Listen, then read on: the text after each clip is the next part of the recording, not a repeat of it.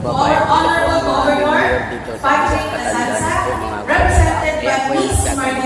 So, mga kababayan, lalapitan natin at para kunan natin ito. Tara. Training and Employment Coordinator. Ulan. Our PSDS, Bishop Celito Ruiz. Our school principal, Ma'am Janet Torio. And our two provincial board members. Ngayon po niya sa ito yung mga boses niya po sa probinsya. PBM Joseph Albaridoy.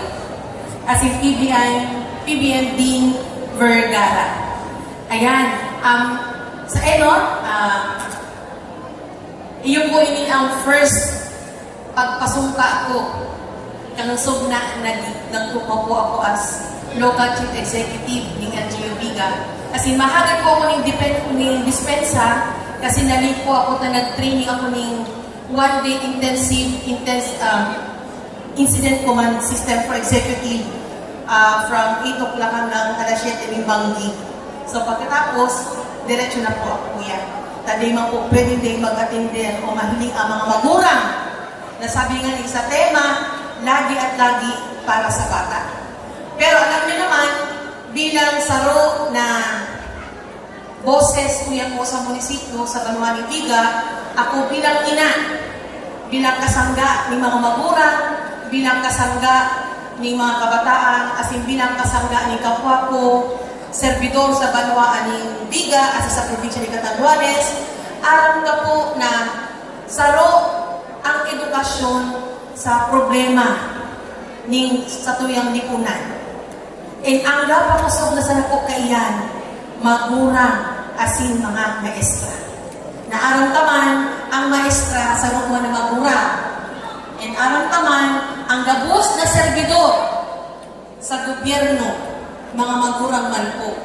Kaya siguro ang sa pinaka-importante okasyon na kaipuhan magkasarado, iyon po ang araw kayo magsumpa sa tahaw ni Lambang Saro na kita po gasumpa harap-harapan sa magurang asin mga maestra, asin mga lideres na kita po gasumpa na magservisyo para sa tuyang mga kabataan. Bilang katupaw na po nito as mayor, aram pa po iyan na ikan po ng ordinansa ang Sangguniang Bayan na 1 million for scholarship program.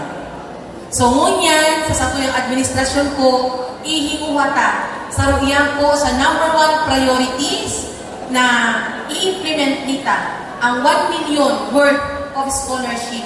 Mamili po kita ng pobre sa pinaka-pobre na mga estudyante na poon po elementary hanggang mag-college na papondohan ang aking na iyan para makatapos. Kasi tabang po iyan sa mga gatirigos sa mga magurang nag-aiskusar na nangarap na magkikanong po singgang professional na mga bata.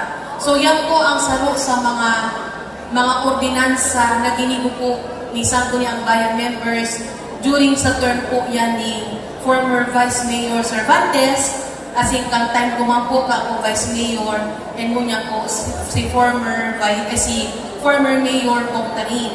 Sa pag-iribahan na mo, na pagurunan, na iyo po ang saro sa i-implementar na ordinansa. Ang ibig sabihin, ang pagsuporta sa ordinansang iyan ay ang pagdao po ng pondo worth 1 million pesos.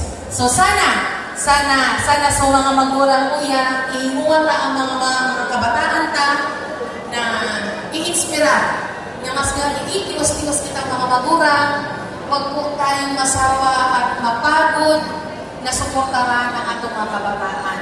Dayan po, yan ang makatabang sa atong pamilya at sa tuyang legasiya ni sa tuyang mga magulang. Kaya sa mga officers nito yan na nagsumpa po, congratulations. As in, sana po maging kapartner ka mo ni LGU Viga sa pagtuon ng mga magagayo na ideas, na mga plano para po ma-implementan yan sa Banuan ng Viga. Kasi tabangan niyo po ako sa kuyang mga agenda ang magtaon ng serbisyong magayon, lalong-lalo na po sa edukasyon. Diyos maghay na banggi po sa edukasyon. Mga kababayan, ang aming mayor dito sa Viga, Batangas, salita na magkakaroon ng scholarship. Sa muli, congratulations po to our newly inducted Grade 11 Homework PTA officers. And thank you so much din po, Mayor Honorable Jennifer Teplano, ang samuyang pamabalos sa inyong presensya sa mga pagkakataong parehas kaini. Salamat po sa imong serbisyo sa among mga bigatlon asin sa padagos na suporta sa PTA. Sa mga kaakian na nainyog po ang mensahe ni Mayor Jen, sana po maging open po kamo na ipadagos sana ang inyong edukasyon kasi yan lang po ang sandata natin para tayo ay magtagumpay sa ating buhay. Palakpakan na po si Mayor Jen. Truly Servicio Pagayon for our Municipal Mayor, Mayor Jennifer Teplano. Ng malaki kay Mayor na This time, let's now have the induction of Grade 12 Homeroom PTA officers bye-bye. to be inducted by our